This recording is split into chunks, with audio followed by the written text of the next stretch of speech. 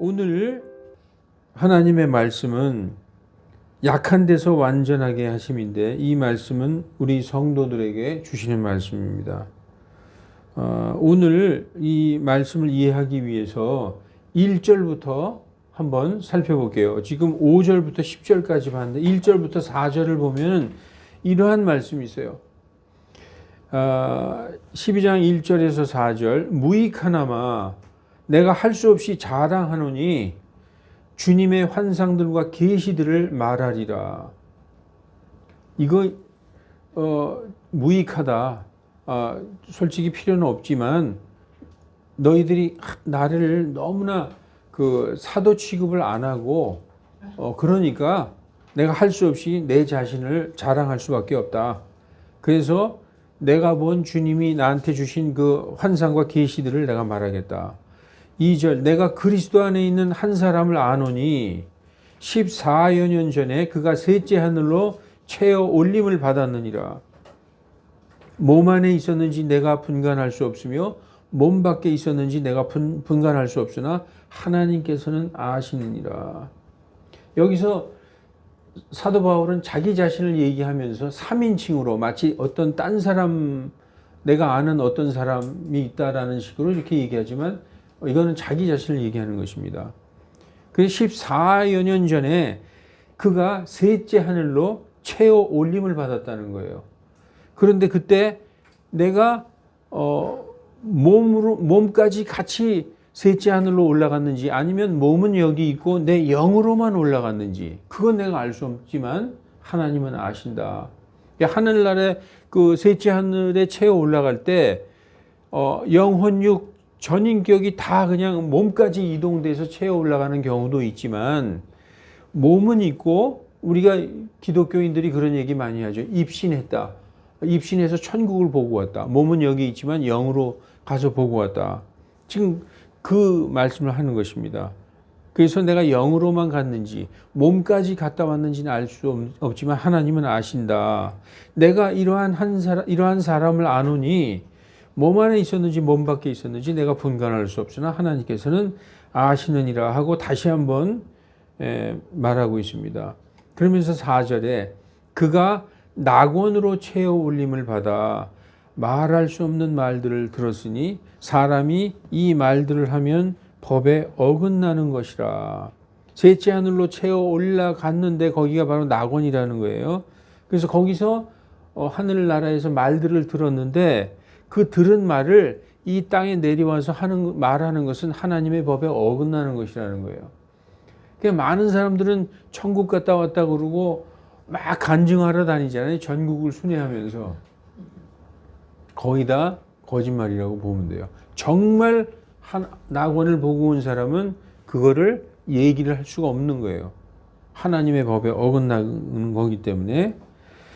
오늘 이 12장 1절부터 10절에 보면은 고린도 교회에는 사도 바울의 사도됨을 부인하는 자들이 있었어요. 사도 바울은 그거 사도가 아니야. 뭐 자기 사도라고 그러는데 아니야. 이런 자들이 있었다는 거죠. 왜냐? 그 사람들은 사도 바울은 추천서가 없어. 저 예루살렘에 있는 그 오리지널 사도들이 있잖아. 베드로나 요한, 야고보 이런 사람들의 추천서가 없다는 거야. 추천서. 이래가지고 사도가 아니다. 그러니까 사도 바울은 자기 자신을 변호합니다. 나의 사도 직분은 사람들에게서 받은 어떤 추천서나 임명장 같은 것이 아니라 나는 예수님께서 직접 나를 부르시고 사도 직분과 사명을 내게 직접 주셨다. 나는 예수님에게 직접 받았다. 사람들에게 추천장, 임명장 받아서 너희에게 온 사도가 아니다. 이렇게 말씀하고 있습니다. 그러면서 그는 요 12장 말고 요 전 11장에 보면 11장 23절에서 한 27절까지 보면은 사도 바울이 겪었던 아주 극심한 그 환난과 고난과 박해가 있어요. 그 모든 환난과 고난은 교회를 위해서 내가 이렇게 많은 극심한 고난들을 당했다. 그러나 이 모든 환난과 고통을 내가 인내할 수 있었던 것은 예수님을 내가 직접 눈으로 보고 그분의 말씀과 명령을 직접 귀로 들었기 때문에, 그래서 예수님께서 나에게 직접 사명을 주셨기 때문에 나는 받은 사명을 내가 안다. 그리고 하나님, 예수님께서 직접 나를 사도로 세워주셨다라고 자기를 변호하고 있는 것입니다. 그리고 성경에서 하나님께서 사도 바울을 사도로 삼으셨는데 그를 이방인의 사도요, 이방인의 교사로 삼으셨다라고 성경은 말씀하고 있어요. 베드로나 요한이나 다 유대인들을 위한 사도로 삼으셨잖아요. 그런데 하나님께서 이방의 복음을 전하시기 위해서 사도 바울은 뚝 뛰어서 이방의 복음을 전할 이방인의 사도, 이방인의 교사로 정하신 것입니다. 그래서 이 바울의 대적들은 고린도 교회에 있었던 이 거짓 교사들이 많이 있었어요. 이 대적들은 예루살렘에 있는 사도들, 즉 베드로나 요한 같은 사도들과 비교하면 바울은 사도될 자격이 없다. 그는 사도가 아니다라고 계속 공격하고 그 고린도 교인들에게 그렇게 말을 했어요. 그래서 사도 바울은 이렇게 얘기합니다. 내가 지극히 큰 사도들보다 조금도 부족함이 없는 사도다 라고 자기를 변호하는 게 11장 5절에 나옵니다. 고린도후서 11장 5절에 내가 지극히 큰 사도들보다, 여기에서 지극히 큰 사도들은 이제 베드로나 요한, 야고보 이런 사람들을 얘기하는 거죠. 조금도 부족한 것이 없다고 생각하노라, 이렇게 자기를 변호하고 있습니다. 바울은 이러한 사실을 증거하기 위해서 크게 두 가지 자기가 겪었던 체험을 말합니다. 바울의 첫 번째 체험은 아까 우리가 본문을 읽었잖아요. 14여 년 전에 그가 셋째 하늘에 채어 올라갔다 왔다. 이게 첫 번째 체험, 간증을 하는 거죠. 바울은 이러한 놀라운 간증을 말하는 이유는 고린도 교회 안에 거짓 교사들이 있는데 그 거짓 교사들이 바울은 예수님과 같이 동고동락한 적도 없고, 사도들은 요한이나 베드로는 3년 반 동안 예수님과 같이 다니면서 같이 먹고 자고 그랬잖아요. 사도 바울은 동고동락한 적도 없다. 그리고 영적인 체험이나 경험도 없이 그저 지식만 가지고 전하는 사람으로 취급을 했던 것입니다. 그러므로 사도 바울은 이러한 자기가 직접 경험한 체험들을 이야기하는 것이 결국은 자신의 자랑이 될 것을 알고 있었음에도 불구하고 자신이 사도로서 부족하지 않은 것을 보이기 위해서 자신의 체험들을 언급하기 시작한 거예요. 원래는 사도 바울은 내가 셋째 하늘에 올라왔다 이런 거 얘기하려고 생각을 안 했다는 거죠. 그런데 이것을 얘기하는 이유는 나도 지극히 큰 사도들과 조금도 부족함이 없는, 그렇게 많은 것을 본 사람이다, 이렇게 언급하는 것이죠. 고린도 교회는 내가 하나님을 봤다느니, 내가 하나님의 음성을 직접 들었다느니 하는 그러한 그 자신의 영적 체험과 환상과 계시들을 말하는 거짓 교사들이 있었습니다. 근데 사도 바울은 12장 4절에 우리가 아까 읽었듯이 정말 하늘에 가서 보고 온 자들은 그것을 보고 들은 것을 입으로 말하는 것이 하나님의 법에 어긋난다라고 말함으로써 그 거짓 교사들의 거짓을 일축하고 있는 것입니다. 유대인들은 하늘이 3층으로 되어 있다고 믿고 있어요. 그래서 우리가 창세기에 보면은 첫째 하늘, 둘째 하늘, 셋째 하늘이 나오는 거예요. 유대인들의 그 천국관, 그 하늘에 대한 지식은 우리가 이렇게 보는 파란 하늘, 구름 둥둥 새가 날아가는 이 하늘, 이것이 첫째 하늘, 그리고 그 위에 그 무중력 상태의 그 하늘, 해달별이 있는 그 하늘이 둘째 하늘이고, 그리고 사람이 갈 수 없는 그 하늘이 있잖아요. 그 위에 하늘, 바로 하나님 계신 하늘이 셋째 하늘이다, 이렇게 생각하고 있습니다. 그래서 셋째 하늘을 오늘 본 그 4절에 보면은 낙원이라고 얘기하고 있어요. 낙원. 여기 그 본문에 한번 볼까요? 여기 보면은 4절에 그가 낙원으로 채워 올림을 받아 말할 수 없는 말들을 들었느니, 그러죠? 셋째 하늘에 올라갔다 하는데 거기가 바로 낙원이라고 말씀하고 있는 것입니다. 우리가 얘기하는 낙원, 패러다이스, 예, 거기에 채워 올라갔다 왔다라고 말씀하고 있습니다. 바울은 자기가 하나님 계신 그 셋째 하늘 낙원에 채워 올라간 적이 있다고 간증하는 것입니다. 바울은 자신이 여기에서 어떤 것을 보고 들었는데 사람이 그것을 발설하는 것은 법에 어긋나는 것이다, 이렇게 말했습니다. 바울은 여기에서 셋째 하늘에 관해서 자세히 얘기하고 있지 않아요. 이 정도로만 얘기하고 말아요. 그래서 그가 구체적으로 어떤 영적 체험을 했는지 자세히는 알 수 없습니다. 그러나 바울은 이러한 영적 체험에 대해서 자세히 언급하지 않는 이유가 있어요. 왜냐하면 이러한 것을, 영적인 경험을 이렇게 자세히 얘기하다 보면은 자칫 사람들이 하나님보다 자기를 더 우상처럼 생각하고 자기에게 영광을 돌릴 수가 있을지 모르기 때문에 자제하는 모습을 우리에게 볼 수가 있는 것입니다. 그리고 이제 오늘 본문에서 가장 중요한 두 번째 간증으로 이어집니다. 그것은 바로 하나님께서 그에게 주신 육체의 가시에 대한 내용입니다. 육체의 가시. 사도 바울이 오늘 그렇게 얘기하죠. 오늘 보면은 12장 7절에 보면 풍성한 계시들로 인하여 분량 이상의 높임을 받지 않게 하시려고 내 육체 안에 뭘 주셨다? 가시. 근데 그 가시를 뭐라고 얘기해요? 사탄의 사자, 사탄의 전령, the messenger of Satan. 그러니까 이 메신저라는 것은 전령 또는 사자로 이렇게 해석할 수 있죠. 사탄의 사자, 사탄의 전령을 내 육체 안에 주셨다는 거예요. 그 이유는 그 분량 이상의, 사도 바울의 그 분량 이상으로 높임을 받지 않게 하시려고 나에게 이런 사탄의 그 전령, 육체 안에 가시를 주셨다라고 말씀하고 있는 것입니다. 여기서 보면 풍성한 계시들로 이렇게 얘기하죠.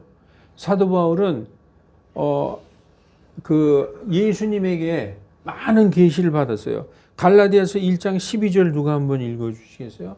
갈라디아서 1장 12절에 보면은 내가 지금 너희들에게 전하는 것은 전부 예수님이 나에게 말씀해 주신 거다.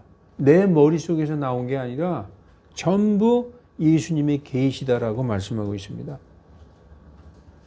갈라디아서 1장 12절 누가 한번 읽어주십시오. 이 복음은 내가 사람에게서 받은 것이 아니요 배운 것도 아니며 오직 예수 그리스도의 계시로 된 것입니다. 아멘.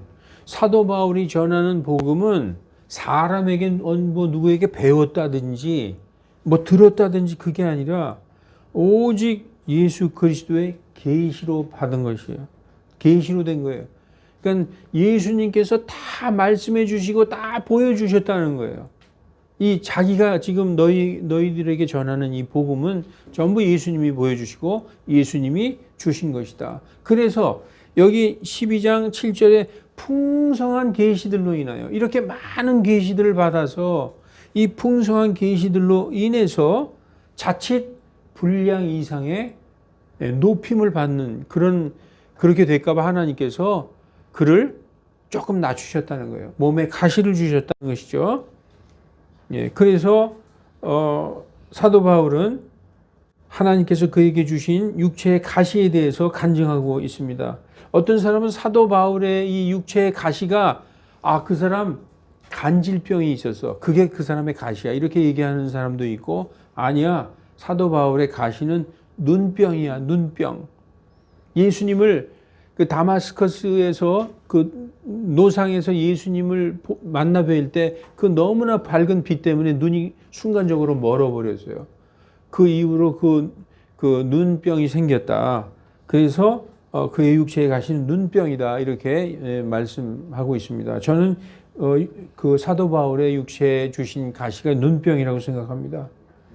그러나 바울은 하나님께서 자신에게 이런 육체의 가시, 이 사탄의 전령을 허락하신 이유는 그가 하나님께로부터 받은 여러 가지 계시들과 환상들로 인해서 교만하게 분량 이상으로 높아지지 않게 교만하지 않게 되도록 하기 위함이다라고 스스로 말하고 있는 것입니다.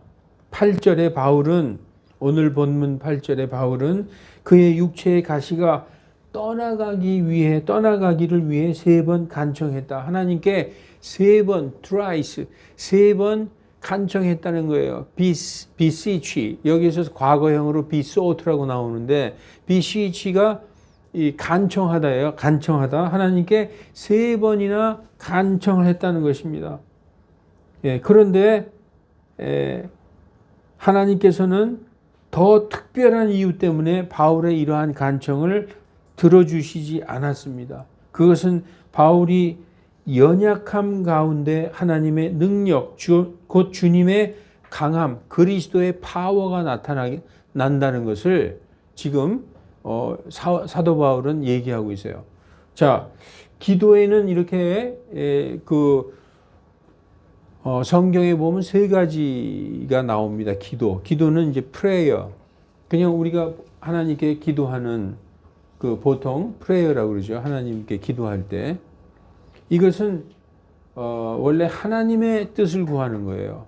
우리가 보통 기도한다 할 때 우리가 하나님께 거의 이제 요구하고 부탁하고 간절히 바라는 것을 소망을 기도하는 것도 프레이어라고 하지만 원래 이제 성경의 뜻은 프레이어는 하나님의 뜻을 구하는 것이죠. 그 beseech 오늘 여기는 과거형으로 besought라고 나와 있지만 이게 간청하는 것이죠. 간청은 인간의 요구를 구하는 거예요. 예를 들어서 나의 병을 고쳐 주시옵소서 이런 게 간청하는 것이죠. 또 간구한다. 이것도 간청과 간구는 거의 같은 의미로 쓰여지고 있습니다.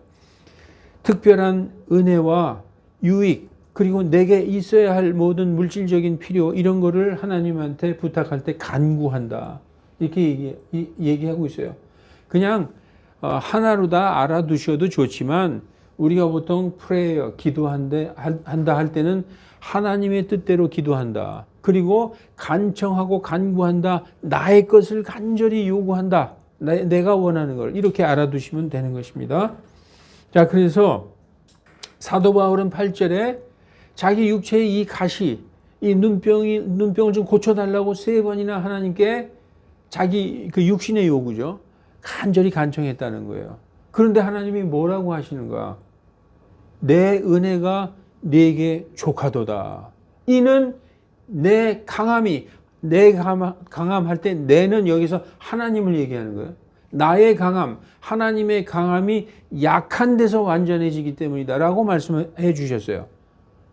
사도 바울이 그렇게 간절히 원했는데 우리가 볼 때는 하나님 좀 너무 하신다.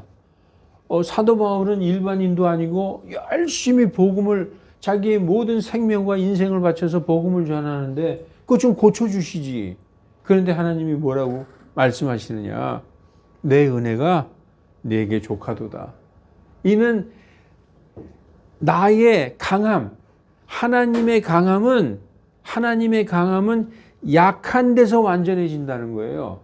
그래서 우리 그리스도인들의 강함은 우리의 약함에 있다는 거예요. 여러분, 우리가 강해요? 우리가 강하고, 우리가 지혜롭고, 우리가 부유하고, 우리가 다 갖고 있어. 그럼 하나님이 필요할까요? 하나님 우리에게 필요 없어요. 그래서 부자가 천국에 들어가는 것이 그렇게 어려운 거예요. 이 세상의 신은 만몬, 돈이잖아요. 돈을 가지고 있으면 어떻게 보면 99%를 가지고 있다고 생각해요. 사람들이. 거의 다 돼요. 법도 돈 앞에서는 어쩔 수 없고 모든 것이 돈 앞에 굴복하잖아요.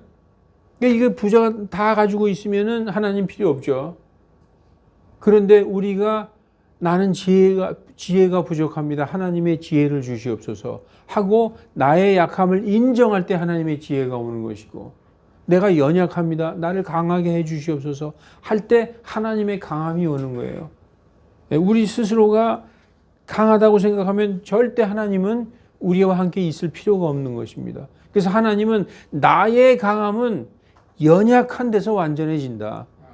예, 만약에 사도 바울이 이러한 연약함이 없었다면 아마 사도 바울은 굉장히 교만해졌을지도 몰라요. 왜냐? 내가 누구냐? 내가 예수님이 나를 직접 불러서 나에게 다 계시를 해줬어.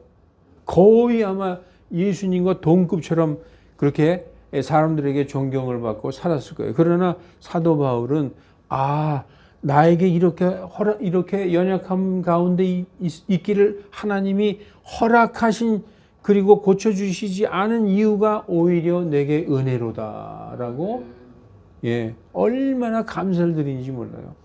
여러분 아프십니까? 하나님이 사랑하고 있다는 증거예요. 내가 약하냐? 이것은 너의 이 연약함은 나로 말미암아 강하게 되고 완전하게 됩니다. 나를 바라봐라. 이런 뜻이에요. 나를 바라봐라. 이 뜻입니다. 그래서 우리가 때로는 하나님께서 우리의 그 기도를 들어주시지 아니하시고 연약함 가운데 있게 하시는 것은 하나님께서 우리를 향한 그 간절한 나를 바라보지 않겠니? 내 손을 붙잡지 않겠니? 하는 그런 음성인 줄 믿습니다.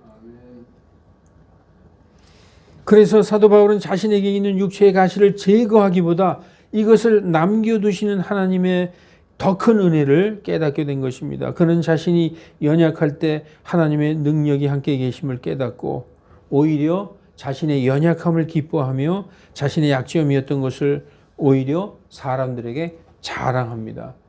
오늘 본문에 보면 내가 나의 약한 것들을 자랑하리라 그런 말씀이 나오죠. 또한 그는 이제까지 그리스도를 위해 당해왔던 모든 환난과 능력과 궁핍과 박해와 곤고를 기뻐하게 됩니다. 우리는 사도 바울이 당했던 그러한 환난과 곤경과 핍박과 궁핍함을 만약에 닥친다면 우리는 견딜 수 없겠죠. 우리는 사도 바울 같은 그런 믿음은 감이 없어요. 인정해야 됩니다. 그 정도의 믿음은 없습니다. 연약한 어린아이와 같은 믿음, 그리고 하나님에게 다가가려고 하는 그 간절한 믿음은 있죠. 그러나 하나님께서 우리에게 하나님은 전부 안 고쳐주시는 분이 아니에요. 고쳐주셔요. 그러나 아무리 노력하고 기도하고 간구해도 고쳐주지 않으셨을 때는 이게 하나님께서 나에게 주신 가시구나 라고 생각하라는 거예요. 그러면 하나님은 모든 성도들에게 일체 병은 안 고쳐주시는 하나님이네. 이게 아니라는 거예요.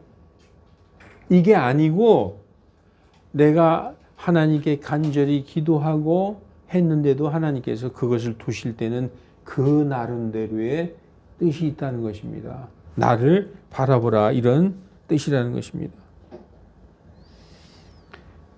왜 그러느냐? 왜 그냥 두시느냐? 왜냐하면 그때에 그리스도의 파워, the power of Christ, 이 그리스도의 권능이 나와 함께 머물러 계심을 깨달았기 때문이다. 여기 오늘 본문을 한번 볼까요? 여기 보면은 12장 9절에 후반부에 나의 연약한 것들을 자랑하리니 이는 그리스도의 권능, the power of Christ가 내 위에 머물러 있다는 거예요. 그러니까 주님이 항상 나와 함께 있다는 거예요. 얼마나 복된 거예요, 이게. 이거를 사도 바울이 알았다는 거예요. 그러므로 내가 연약할 때 그리스도의 파워가 나와 함께 있구나. 그러므로 내가 그리스도를 위하여 이러한 병약과 치욕과 환난과 궁핍, 공경을 즐거워한다. 왜냐? 내가 약할 그때에 강함이다 라고 말하고 있는 것입니다. 내가 약할 그때에 강함이다. 만일 우리가 스스로 지혜롭다 생각하면 하나님의 지혜 필요 없죠. 하나님 필요 없는 것입니다. 여러분, 하나님은 우리의 연약함으로 인해서 꼭 몸뿐이 아니에요. 하나님 저에게는 지혜가 없습니다.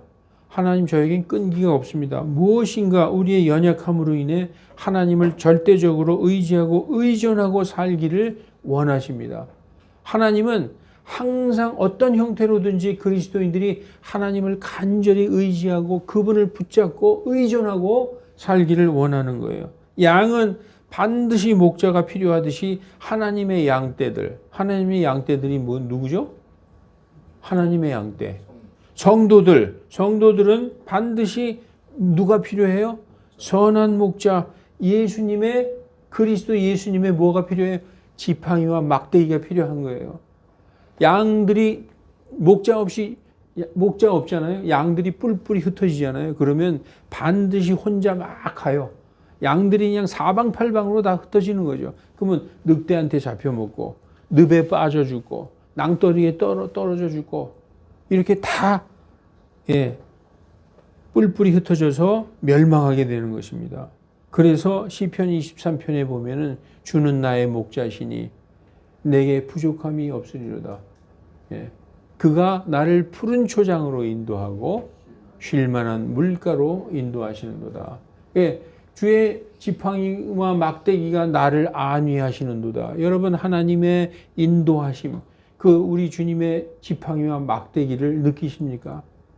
그 길을 따라서 가야 되는 것입니다. 주님의 음성을 듣고 거길 따라가야 된다는 것입니다. 우리가 하나님을 절대적으로 의존하고 살 때 하나님의 놀라우신 은혜와 능력, 그리스도의 파워가 나타남으로 우리 삶의 모든 것이 내 힘과 내 지혜로 된 것이 아니라 하나님의 은혜와 능력으로 된 것을 고백하게 만들었어요. 하나님이 우리에게 원하시는 건 뭐냐? 하나님께서 내게 이렇게 해 주셨나이다. 하나님 감사합니다. 이걸 원한다는 거예요. 하나님은. 그러니까 하나님 없이 내가 혼자 다 했다. 이게 모든 게 나의 어떤 지혜와 나의 어떤 결정이다. 이거 하나님이 원치 않는다는 거예요. 하나님은 이걸 원하시는 거예요. 잠언 16장 3절 내 일들을 주께 맡기라. 그리하면 네가 생각하는 것이 굳게 세워지리라. 잠언 16장 9절에도 사람의 마음이 그의 길을 계획할지라도 내가 이렇게 해야지 할지라도 주께서 그의 걸음을 인도하시고 흥하게 하시고 망하게 하시는 것, 살게 하시기도 하고 죽게도 하시고 부하게 하시기도 하고 가난하게 하시기도 하시고 올라오게 하시기도 하시고 내려가게 하게도 하시는 분은 누구다? 하나님이라는 것이죠. 그래서 우리에게 이런 고백이 있어야 돼요. 맞아, 이것은 하나님이 해주셨어. 이것은 주께서 행하신 것이요 우리 눈에 놀랍도다. 이게 우리의 고백이 되어야 된다는 것입니다. 우리 각자 삶에도 저마다 연약한 것들이 있을 겁니다. 어떤 분들은 자신이 가진 지혜가 늘 부족하다고 생각할 수도 있습니다. 또 어떤 분들은 그렇죠. 부족한 물질 때문에 늘 허덕이고 뭔가 아쉬워하죠. 어떤 분들은 몸이 연약하고 여러 가지 질병으로 아파하는 분들도 있습니다. 또 몸이 연로하셔서 자연적으로 노쇠 현상으로 육신의 연약함 때문에 고생하시는 분들도 있습니다. 그러나 바로 이런 우리의 부족함이 우리가 각자 가지고 있는 부족함이 있잖아요. 꼭 몸이 아파서뿐이 아니라 개개인이 가지고 있는 결핍이 있잖아요. 그 부족함이 우리로 하여금 누굴 찾게 만드느냐? 하나님을 찾도록 만들어 주시는 것입니다. 우리의 연약함이 하나님을 더욱 간절하게 의지하고 하나님을 바라고 하나님을 사모하게 만들어 줍니다. 또한 이러한 우리의 간절한 기도와 그 마음 가운데 하나님은 주님의 풍성하신 은혜와 놀라운 능력을 우리에게 베풀어 주심으로써 하나님의 살아계심을 우리에게 나타내 주시는 것입니다. 주 안에 있는 사람에게 이제 더 이상 그의 연약함, 그의 가난함, 그의 병은 부끄러운 것이 아닙니다. 왜냐하면 예수님을 믿는 자에게 그의 약함은 주님 안에서 뭐가 된다? 우리의 약함은 주님 안에서 강함이 된다라고 얘기했잖아요. 우리가 내가 연약할 그때에 곧 강함이라. 예? 내가 약할 그때에 곧 강함이라라고 말씀하셨어요. 내가 약한데 어떻게 강하냐? 주님께서 나와 함께 계시기 때문에 그리스도의 파워가 내 위에 머물러 있기 때문에 강하다는 것입니다. 여러분, 하나님께서는 우리에게 큰 믿음을 원하시죠. 근데 그 큰 믿음이 뭔지 아십니까? 내 마음속에 예수 그리스도를 모시고 있느냐 없느냐, 그게 가장 중요한 거예요. 여러분, 예수님 믿고 구원받은 사람은 목욕한 사람이에요. 목욕. 머리끝부터 발끝까지 완전히 씻긴 사람이에요. 우린 그 다음부터 뭐만 하면 돼요? 발만 씻으면 돼요. 예수님께서 그러셨어요. 목욕한 자는 발만 씻으면 되느니라. 구원받아서 예수님의 보혈로 우리의 모든 죄를 깨끗이 씻었어요.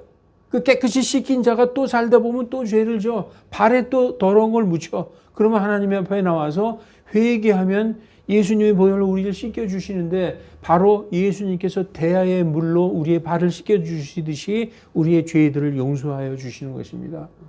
마음속에 하나님을 모신 자들은 이미 깨끗한 자들이다. 하나님이 그러시는 거예요. 내가 의롭도다. 내가 너를 보니까 죄가 없구나.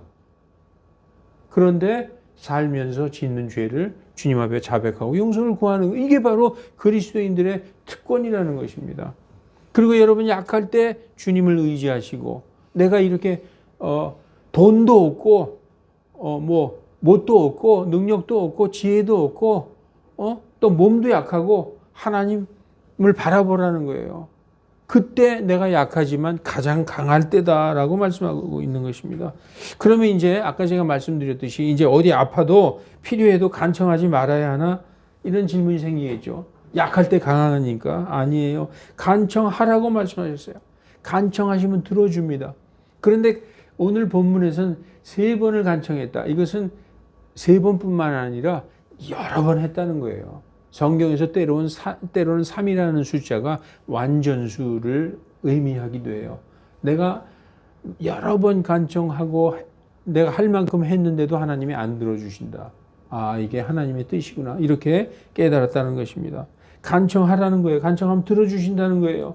아무것도 염려하지 말고 오직 모든 일에, 빌립보서 4장 6, 7절, 기도와 간구로 너희의 요청할 것, 너희에게 있어야 할 것, 너희에게 필요한 것을 감사함으로 하나님께 아뢰라. 그리하면 모든 지각을 초월하시는 하나님의 화평이 그리스도 예수님을 통하여 너희 마음과 생각을 지키시리라. 이렇게 말씀하고 있습니다. 그러나 아무리 간청을 해도 응답이 없으면은, 아, 이것은 하나님의 뜻이구나. 나에게 주신 가시구나. 이렇게 깨달아 알 수도 있다는 것입니다. 그 뜻이 뭘까요? 아무리 간청해도 응답이 없다. 그건 뭐냐? 내 은혜가 네게 족하도다. 내 은혜가 네게 족하도다. 예, 이렇게 말씀하시는 것입니다. 말씀을 마치겠습니다. 사랑하는 성도 여러분, 하나님은 우리 모두를 너무나도 사랑하셔서 우리 각자가 내 자신의 연약함 가운데 겸손한 마음을 가지고 하늘을 바라보라는 거예요. 여러분, 우리가 하늘을 바라보고 날씨 좋다가 아니라 하늘을 바라보면서 하늘에 계신, 낙원에 계신 하나님을 바라보라는 거예요. 하나님을 의지하고 살도록 우리를 만들어 놓으셨어요. 우리 인간은 우리 혼자 살 수 없어요. 하나님이 우리를 창조하실 때 우리로 하여금 하나님을 바라보고 살도록 창조하셨어요. 그러니까 고개를 들어서 하늘을 바라보라는 거예요. 이 놀라운 하나님의 섭리와 지혜를 기억하시고 우리의 연약한 부분을 놀랍게 사용하시는 하나님의 능력을 찬양하며 나의 약함이 주 안에서 곧 강함이다라고 고백하며 살아가시는 저와 여러분이 되시기를 주 예수 그리스도의 이름으로 축원합니다. 아멘. 거룩하신 하나님, 우리는 여러모로 연약하고 부족하고 지혜 없고 어리석은 자들입니다. 하나님, 우리를 붙들어 주시고 우리가 때때로 교만하게 되지 않도록 하나님 인도하여 주시옵소서. 우리에게 하나님께서 내 은혜가 내게 족하도다 하시는 그 말씀을 마음속으로 기억하고 항상 하나님께 우리에 있어야 할 것을 간구하며 또 때로는 하나님의 응답이 없을지라도 하나님의 음성을 들을 수 있는, 그래서 그 연약한 것이 우리에게 강한 것으로 완전하게 된다는 것을 깨닫는 우리들 되게 하여 주시옵소서. 그러나 언제든지 하나님께서 우리와 함께 계시고 우리가 주님께 기도하고 간구한 즉 하나님께서 들어주신 하나님임을 깨달아서 주 앞에 좀 더 가까이 나아가는 우리들 다 되게 은혜 베풀어 주시옵소서. 감사드리며 예수 그리스도의 이름으로 기도하옵나이다. 아멘.